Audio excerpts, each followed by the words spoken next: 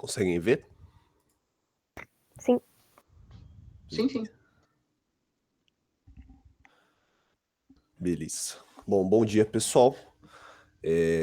Nossa equipe é o Movistar, composta pela Bia, por mim, pela Gabriela, pelo Gustavo e pelo João Vitor.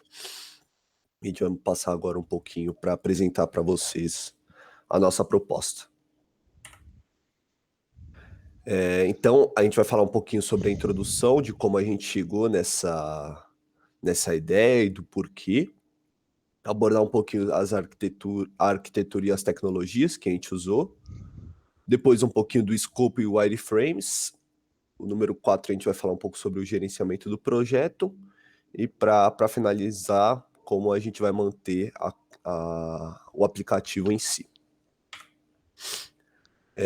Então, a introdução, vou passar um pouquinho sobre contextualização, problematização, solução, objetivo, justificativa e analisar um pouquinho da concorrência para vocês terem um pouco dessa visão que a gente teve. Bom, basicamente, por se tratar de um aplicativo que vai abordar principalmente filmes e séries de TV, documentários, etc., a gente consegue notar claramente o crescimento dessa indústria, principalmente no cenário da Covid-19, que muitas pessoas agora têm que ficar em casa, são obrigadas a ficar em casa, né? E os filmes e séries acabam se tornando grande passatempo, às vezes o único passatempo que a pessoa pode ter. Então, os serviços de streaming como Disney Plus, Netflix e a Amazon, por exemplo, cresceram, até triplicaram de número de usuários, e isso é até uma pesquisa da Forbes. E então, nesse cenário, a gente vê uma possibilidade de inserir mais pessoas dentro desse cenário, que são as pessoas que não entraram por certo motivo, às vezes por não gostarem, ou às vezes simplesmente por não terem um passo para atraí-las para esse universo de filmes. E uma das coisas que a gente pode puxar nessa questão de afastamento de certas pessoas é o entendimento de certas obras. Se vocês acompanham o Oscar, muitas vezes são filmes que ninguém conhece, muitos anos, né? São, por exemplo, o filme que ganha o Oscar, ninguém nunca nem ouviu falar. Isso já mudou um pouquinho no ano passado, na questão do Parasita, que já foi um filme muito visto. Esse ano, acho que poucas pessoas viram Nomadland, porém, já foi um pouco mais do que antigamente. Isso também se deu ao crescimento da indústria.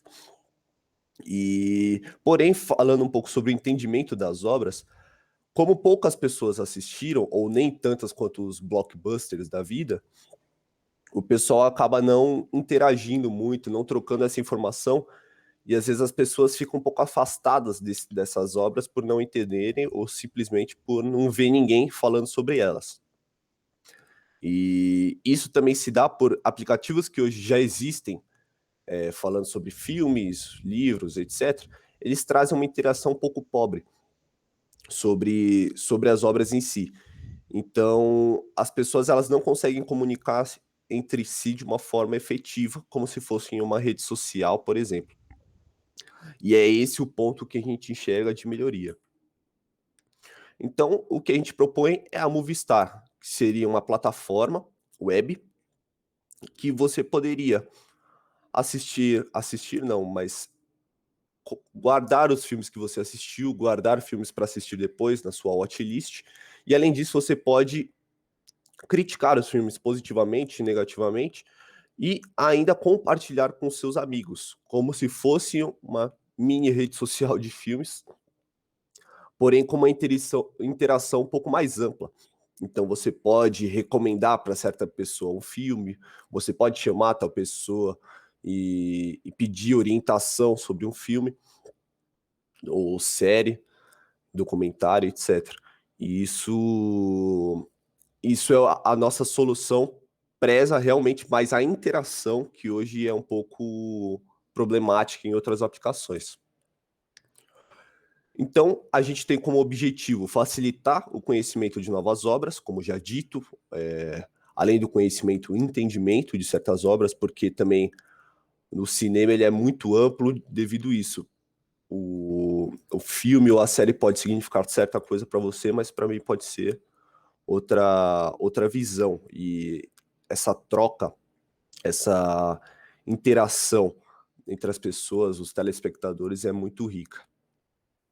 Então, a gente vai promover a integração entre telespectadores ou interação, e também instigar a colaboração com avaliações, com certos rankings internamente no site que vai fazer te excitar um pouco mais a recomendar filmes, avaliar filmes, etc. Passando um pouco sobre a justificativa, como eu já abordei, algumas plataformas hoje já existentes, elas apresentam algumas ineficiências em relação propriamente à integração.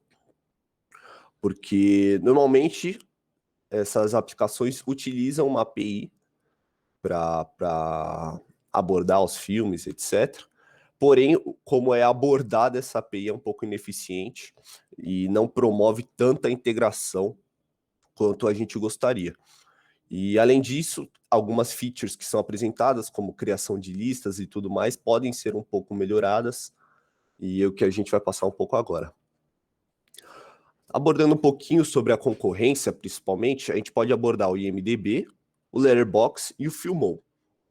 Dos três, o que eu mais tenho familiaridade é o Letterboxd. E algumas coisas que eu tenho de me queixar do Letterboxd são realmente a questão da integração entre os usuários. A questão de você recomendar, não, avaliar um filme, colocar na sua watchlist, é até que tranquilo. Porém, no momento de você compartilhar com seus amigos, é um pouco catastrófico. Então, acaba ficando um pouco difícil de você interagir com outras pessoas. Passando para uma tabelinha, a gente pode ver um pouquinho das funcionalidades comparado com a nossa aplicação. Então, os 4 são via navegador, conseguem pesquisar filmes e criação de listas. Porém, a gente já consegue fazer uma distinção entre os aplicativos na questão de adição de amigos, que o Filmou possui isso, porém o Letterboxd e o IMDb não. E algumas coisas que o Letterboxd e o IMDb têm de melhor em relação ao Filmou é as funcionalidades relacionadas aos filmes. Porém, você não consegue adicionar amigos, não consegue compartilhar com os amigos, então fica um pouco ruim. Você compartilhar atividades, você não consegue fazer isso com nenhum dos 3 aplicativos já existentes. Você não consegue colocar, estou assistindo X filme agora, acabei de assistir. Você tem um mini log, porém você precisa abordar o perfil da pessoa, entrar no perfil da pessoa para ver o que ela está fazendo. Então é um pouco difícil e limita as pessoas verem realmente que filme que você está vendo, qual você avaliou, etc. Também abordar um pouco sobre o ranking de atividades, como eu já dito, para aprimorar um pouquinho, instigar um pouquinho os telespectadores, os usuários, a serem mais usuários ainda. Isso também só possui no Filmou. Estatísticas de usuário não possui nenhum, por exemplo, não possui quantos filmes você viu nesse mês. Alguns, como o Letterboxd, tem a questão de filmes assistidos, mas no geral, filmes avaliados, não consegue fazer uma distinção temporal. E, além disso, não existe um chat privado com qualquer das pessoas, qualquer usuário em si. Até porque alguns você não consegue nem adicionar amigos, então seria um pouco difícil de você abordar um chat dentro disso.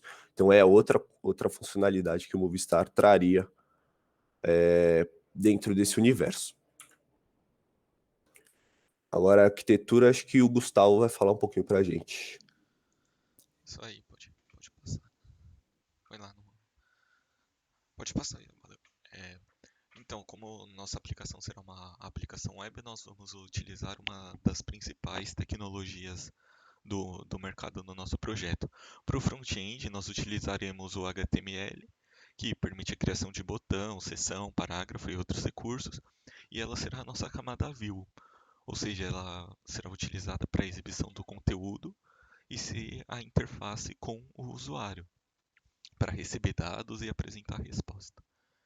Já o CSS e o Bootstrap, eles serão estilizadores do HTML, tornando a página mais amigável, harmônica, padronizada e com uma melhor usabilidade. O JavaScript será utilizado para manipulação de comportamento, validação de formulário, transformações dos dados recebidos. Então ele trará dinamicidade e responsividade para a página. Além disso, nós também utilizaremos uma biblioteca do JavaScript chamada React, ou React.js, mais especificamente, e ele divide a interface em componentes e permite a criação, alteração de dados e elementos na página sem precisar recarregar a página. Já no back-end, nós utilizaremos o PostgreSQL, que é um banco de dados open source. Ele suporta uma grande quantidade de linguagens, funciona bem com grandes quantidades de acesso e solicitações, então ele vai conseguir lidar bem.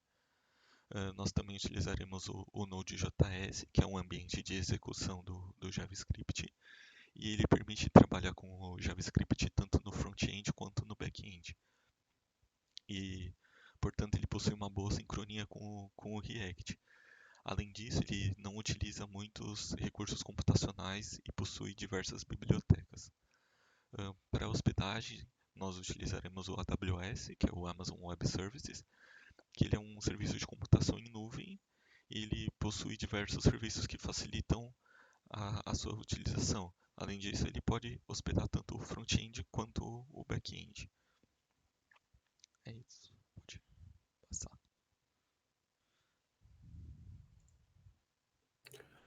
Aqui tem uma visão mais geral da nossa arquitetura, mostrando um pouco como que a gente vai inserir essas tecnologias na AWS. Como o Vini disse no projeto deles, a Amazon ela disponibiliza a questão do RDS e do EC2. Então a gente vai usar esses dois recursos para alocar nossas tecnologias separadas dentro dessas elipses. E a gente vai ter a questão de autenticação via Firebase e também uma comunicação HTTP com a API que a gente está utilizando, que é o TheMoveDB.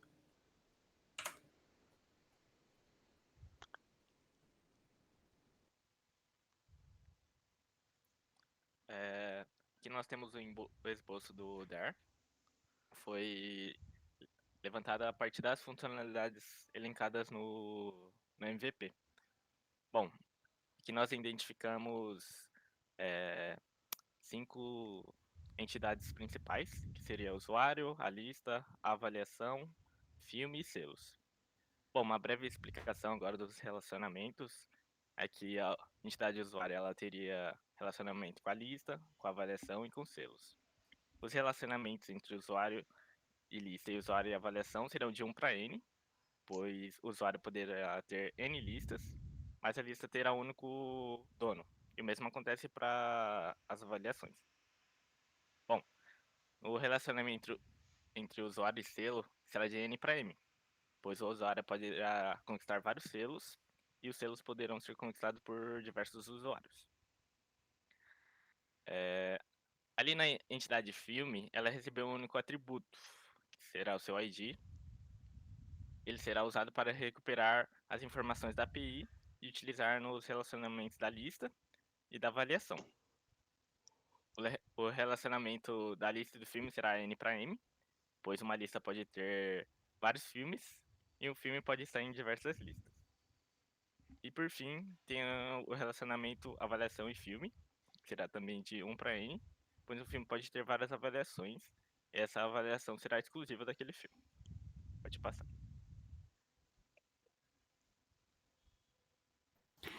Bom dia, eu vou apresentar o escopo do projeto, que nós optamos por fazer história de usuário. Aí, a partir disso, a gente fez os backlogs e o mínimo produto viável, e também os wireframes. Pode passar, por favor.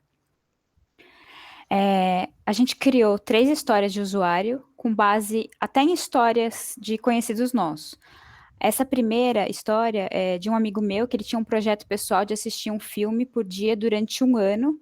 E ele estava fazendo num arquivo Word e estava bem ruim de organizar. E além disso, deve ser bem difícil pensar em tanto filme que você goste sem recomendação, né?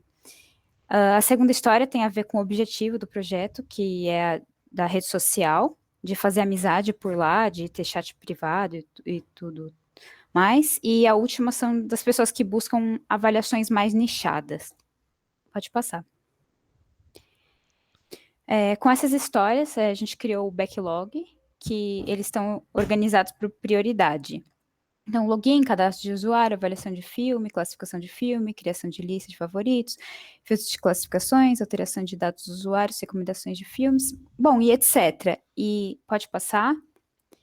E os que estão em prioridade alta, eles vão ser o nosso produto mínimo viável. Pode passar. Nós fizemos os wireframes de baixa fidelidade, aí tá o de login. Por trás do preenchimento dos campos, vai passar um carrossel de filmes em destaque. Pode passar. Na tela inicial vai ter um campo para o usuário pesquisar os filmes e séries populares do momento.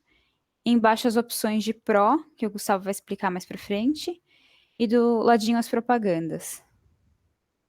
Pode passar.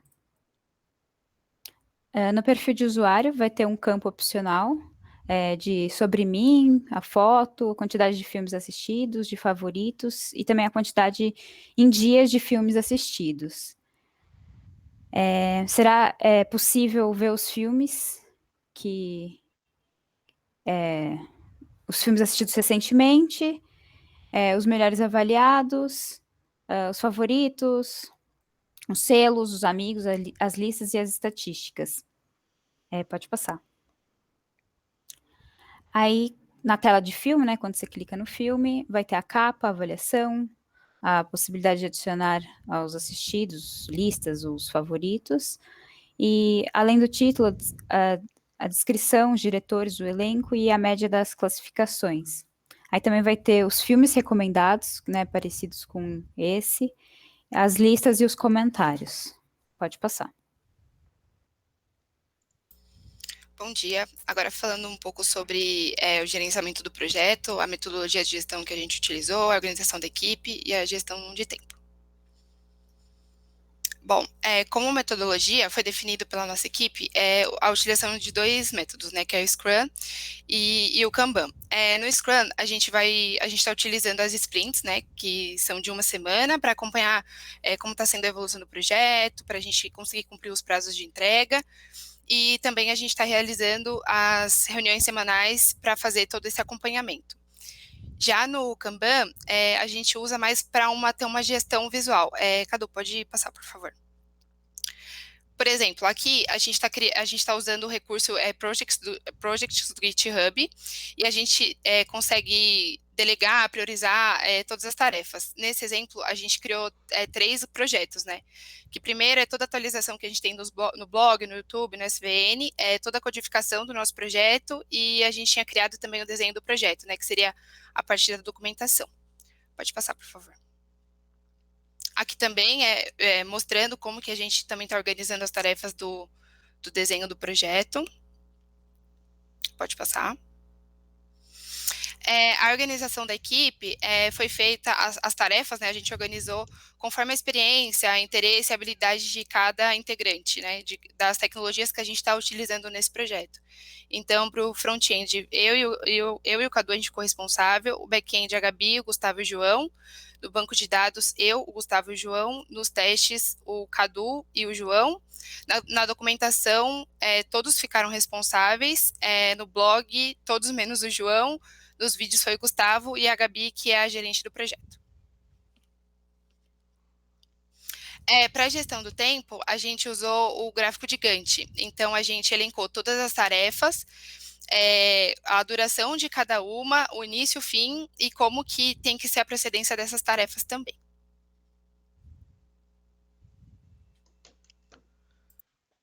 Aí agora a gente vai falar da viabilidade financeira, né? E do Code Convention do nosso projeto. A nossa aplicação ela é gratuita, todos os recursos serão gratuitos, porém ela conterá propagandas, né, para a gente conseguir custear a manutenibilidade do nosso projeto. E como nós não temos contrato com anunciantes, nós utilizaremos o Google AdSense, que ele mesmo já tem os anunciantes, e ele relaciona os anúncios com base no perfil dos visitantes e no conteúdo. Entretanto, os usuários podem pagar esse valor único de R$ 4,99 para ajudar a custear, se ele não quiser que apareça propaganda. Mas caso o usuário queira utilizar gratuitamente, ele pode, só que vai ter as propagandas. No Coding Convention, a gente vai utilizar como base o livro do Robert C. Martin, que é o Código Limpo, e nesse modelo, inspirado nesse modelo, também a comunidade criou uma versão para o JavaScript, que está no repositório, no GitHub, que chama Clean Code JavaScript.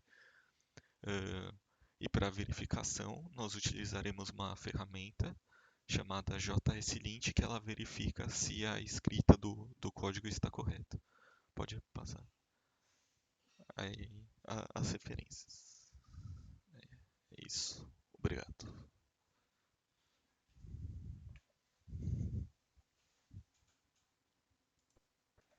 Valeu, pessoal.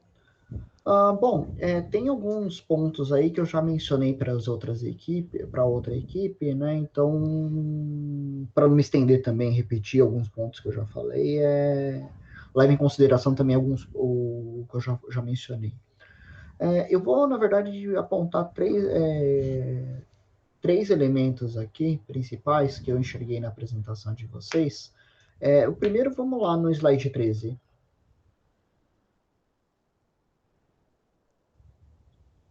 Tá, se puder ampliar um pouquinho aí. Tá. Pessoal, cuidado com a representação da arquitetura, tá? Porque a arquitetura, ela vai representar não só os elementos que vocês têm, né, que vocês vão fazer uso, mas também onde vai acontecer a comunicação. Por exemplo, tá faltando uma coisa aí, vocês conseguem apontar o que tá faltando? A apresentação para o usuário. Exato, tá faltando o usuário, né? E aí, lógico que, colocando o usuário aí na jogada, vai mudar bastante esse seu diagrama de arquitetura, né? Por exemplo, qual que é a relação entre o usuário e o Firebase?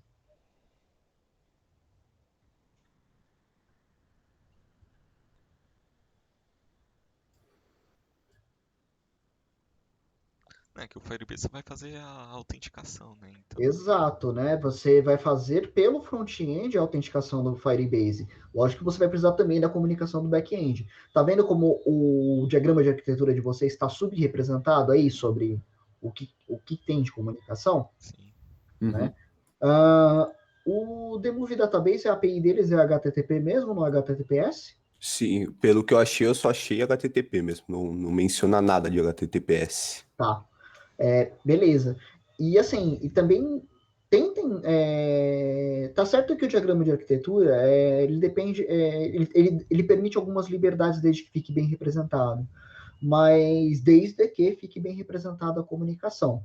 Por exemplo, quando vocês colocaram essas duas elipses aí para separar o banco do restante da aplicação, né? Faltou a representação da comunicação entre as camadas, entendeu? Por exemplo, do lado ali do que vocês estão chamando de server-side, o que tem ali dentro, né? Quer dizer, é o EC2, mas como é que vai estar distribuído isso? Quem vai fazer o quê, entendeu?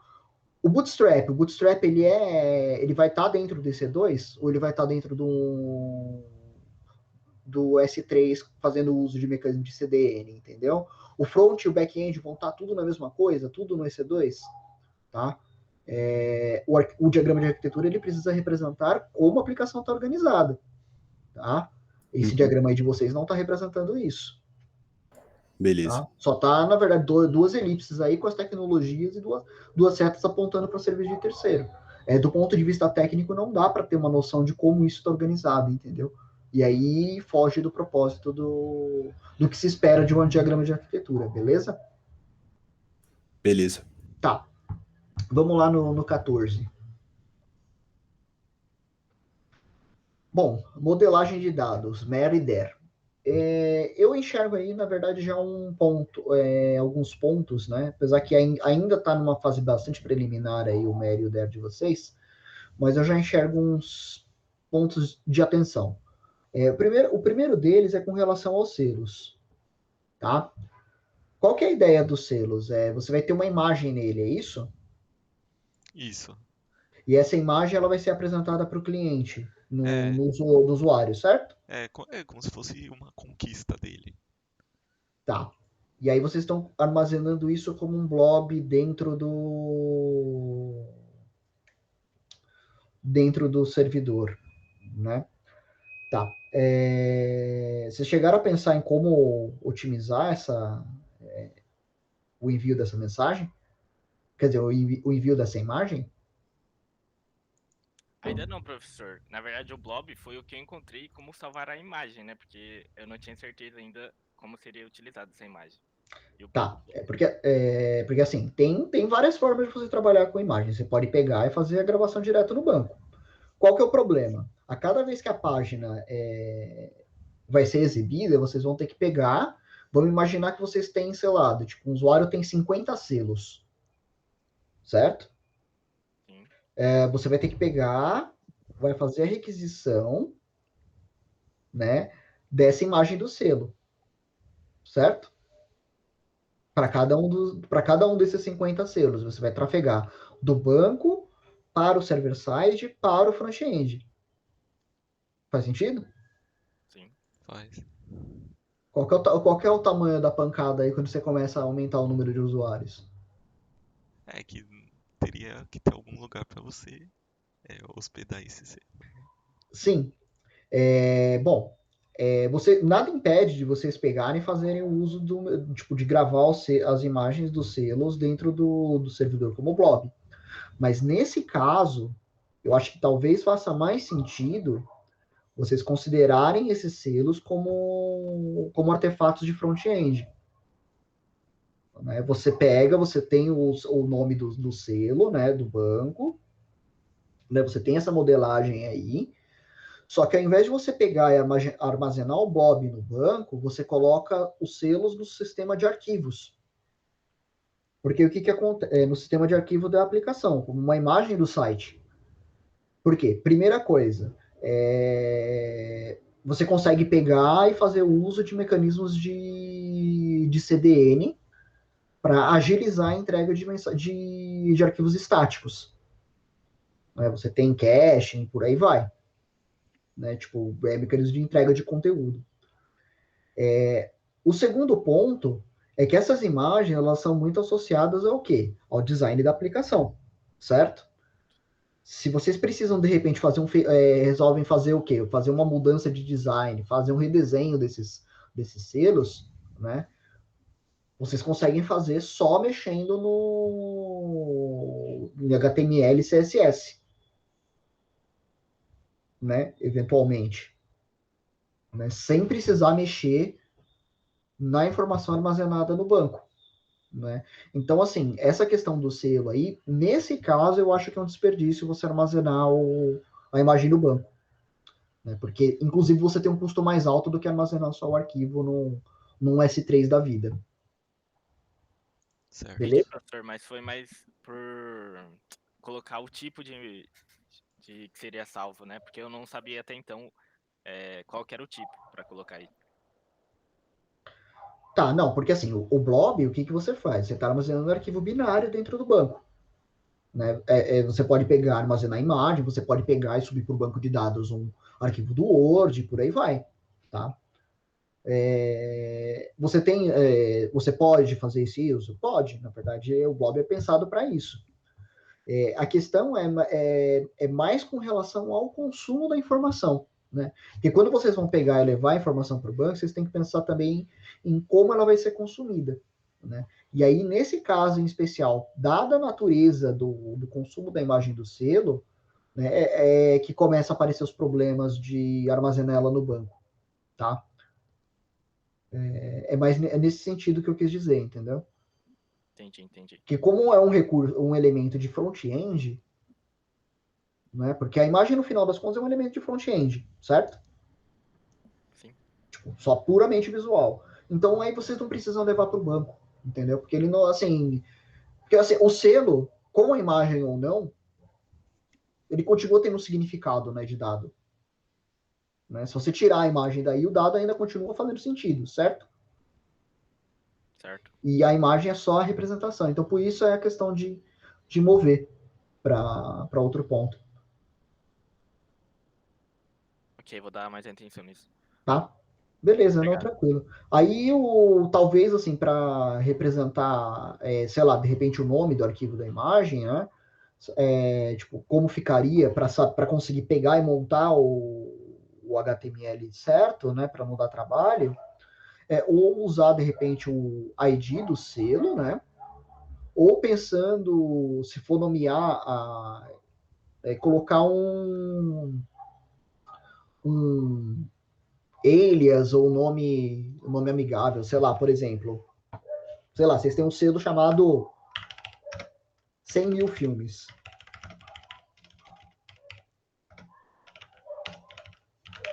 Certo? Seria o nome do selo. Aí você coloca, por exemplo, o alias, como ficaria numa URL, entendeu? Por exemplo, 100 mil... Né? Porque aí você sabe que na pasta de selos você tem que buscar pelo arquivo...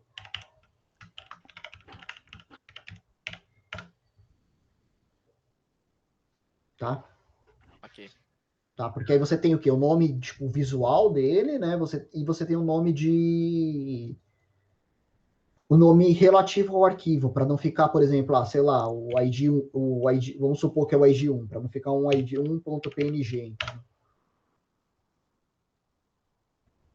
Mas aí tem formas de organizar isso, tá? Outra coisa também que eu estava analisando aí é com relação à avaliação. A avaliação, como é que vocês vão fazer? Só nota de 1 a 5 e tirar a média sobre ela?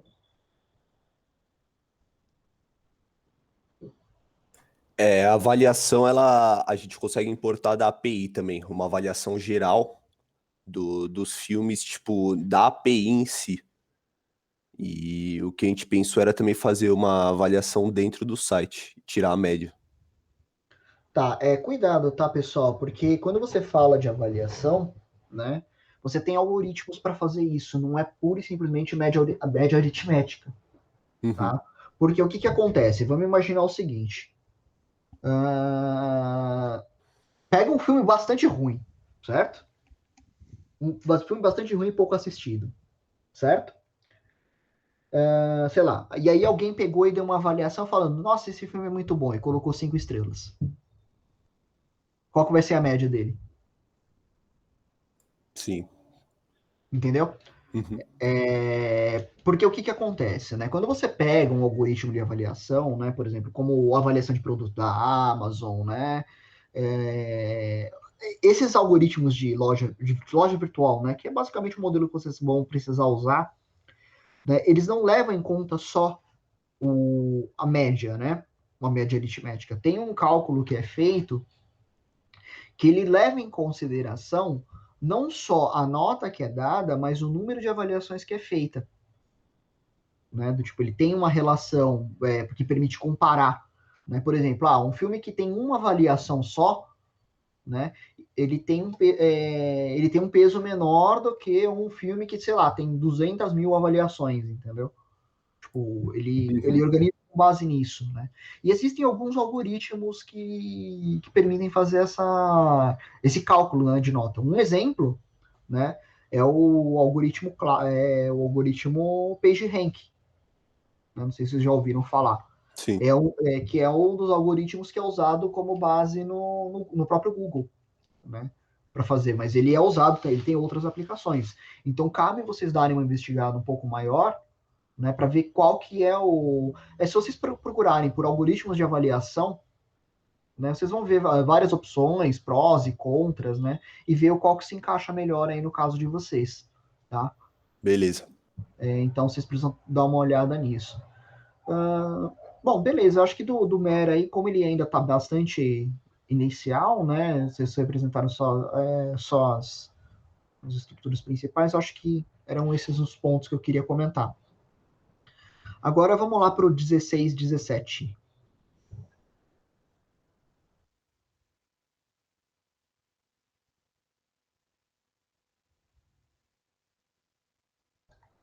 Tá.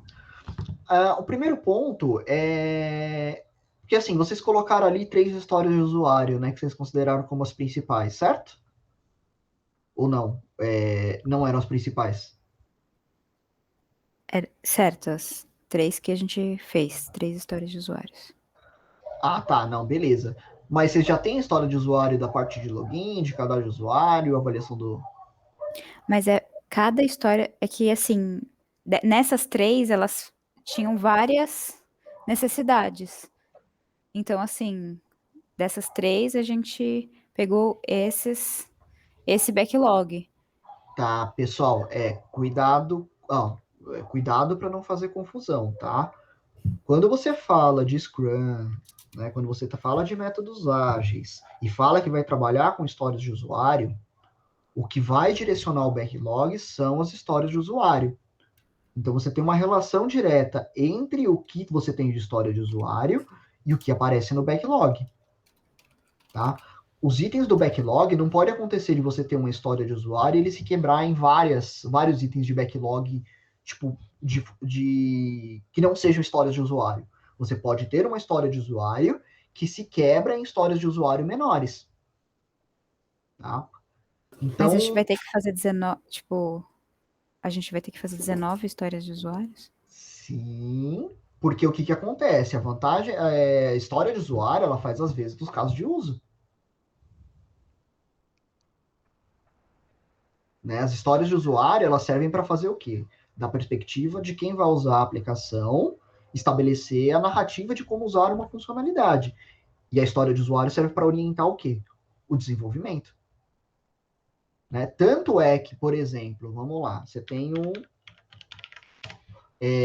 quando você fala de automação de testes, se vocês forem pegar, por exemplo, um framework para automação de testes, como o Cucumber, né?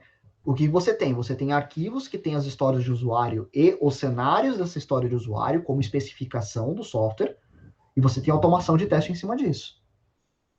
Tá? Então, cuidado, porque assim, não são coisas diferentes, né? O backlog ele tem uma relação direta com as histórias de usuário. Se eu tenho uma lista de histórias de usuário, na verdade, o que aparece no backlog são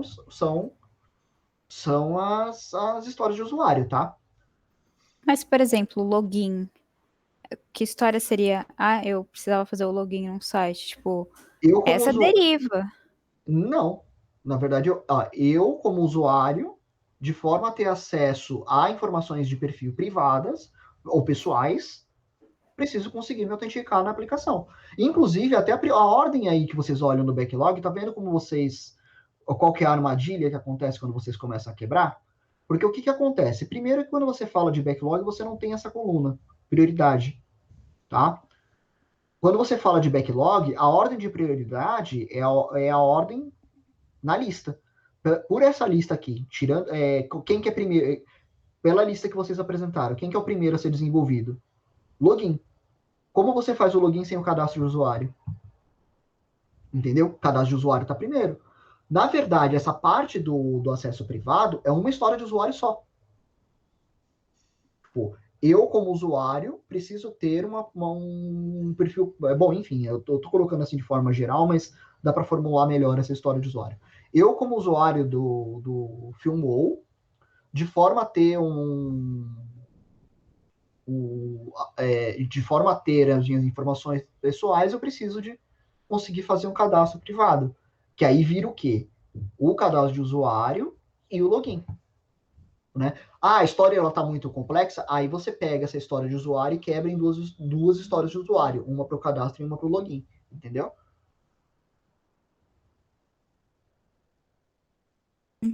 Ok, obrigada. Tá? Mas assim, é importante que quando vocês vão pegar e vão decidem trabalhar usando uma determinada metodologia, que vocês usem a metodologia de forma adequada.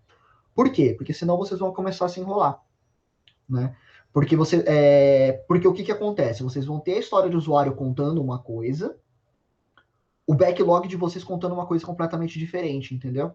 Quando as duas coisas elas têm que conversar. Inclusive, na verdade, o backlog, ele é pura e simplesmente, né?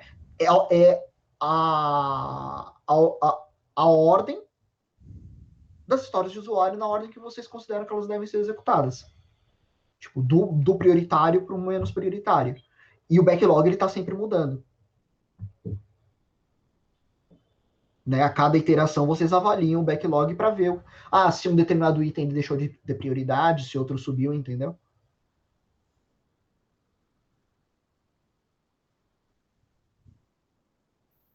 Uhum.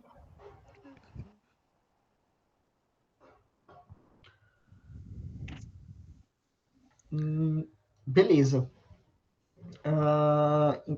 Tá. Outra coisa também, né?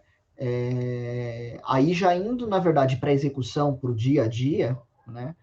Vocês tomarem um pouco de cuidado a respeito de como vocês vão fazer a mensuração dos itens, né? Do tipo de pontuação. Porque como vocês estão trabalhando com Scrum, eu presumo que vocês vão trabalhar com pontos, com métrica, certo? Sim, a gente descreveu no documento, mas a gente não falou no slide. Não, tudo bem. Não, então, porque aí o que acontece? Aí no backlog, ao invés dessa coluna de prioridade, vocês matam ela, porque ela não faz sentido nenhum, porque a ordem dos itens já conta para mim a ordem de prioridade naquele momento que vocês tiraram esse print, né? E o que aparece como referência é o quê? É a pontuação. Né? A pontuação que vocês definiram. Não que vocês precisam pegar e pontuar o backlog de ponta a ponta, né? Não. Lógico assim, talvez pensando lá na documentação final, né? O que seria interessante ver, né? O backlog inteiro de vocês com a narrativa do projeto, né? Do tipo, na verdade, o que foi executado, né? A ordem dos itens e a pontuação que foi atribuída a cada um deles, né? E aí os de cada iteração, né? O backlog de cada iteração mostrando a fotografia daquele momento, do que entrou para ser produzido. Mas essa coluna prioridade aí vocês não precisam não, tá?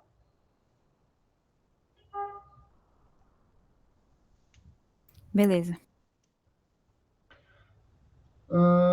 Beleza, eu acho que de vocês eram esses os pontos, tá? Que eu gostaria de reforçar. Bom, é 11h30 agora, tem mais uma equipe para apresentar agora, né? Como a gente já está no